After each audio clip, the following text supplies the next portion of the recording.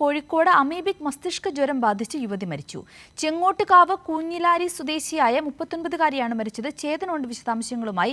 ചേതൻ, മനസ്സിലാക്കുവാൻ സാധിക്കുന്നത് ഒരു മാസത്തോളമായി ഇവർ ഈ ഒരു മസ്തിഷ്ക ജ്വരം ബാധിച്ച് ചികിത്സയിലായിരുന്നു എന്നാണ്. ഇപ്പോൾ പെട്ടെന്നാണ് മരണം സംഭവിച്ചിരിക്കുന്നത്. എന്തൊക്കെയാണ് ലഭിക്കുവാൻ സാധിക്കുന്ന മറ്റു വിശദാംശങ്ങൾ?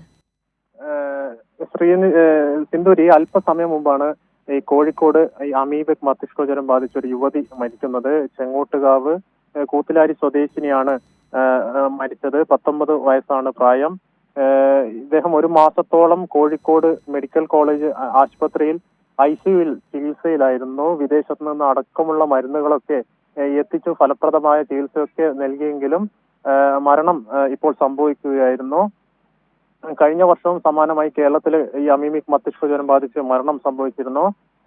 ഈ രോഗത്തെ പറ്റി പറയുകയാണെങ്കിൽ വളരെ മരണ സാധ്യത വളരെ കൂടുതലുള്ള ഒരു രോഗമാണ്. 90% മുതൽ 97% വരെ ഡെത്ത് റേറ്റ് ഉള്ള ഒരു മാരകമായ രോഗമാണിത്.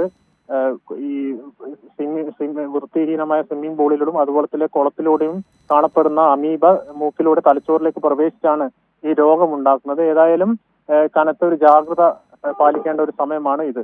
ശരി, വ്യക്തമാണ് ചേതൻ. കോഴിക്കോട് അമീബിക് മസ്തിഷ്ക ജ്വരം ബാധിച്ച് യുവതി മരിച്ചു. ചെങ്കോട്ടുകാവ് കുഞ്ഞിലാരി സ്വദേശിയായ 39-കാരിയാണ് മരിച്ചത്. ഒരു മാസത്തോളമായി ഇവർ ചികിത്സയിലായിരുന്നു.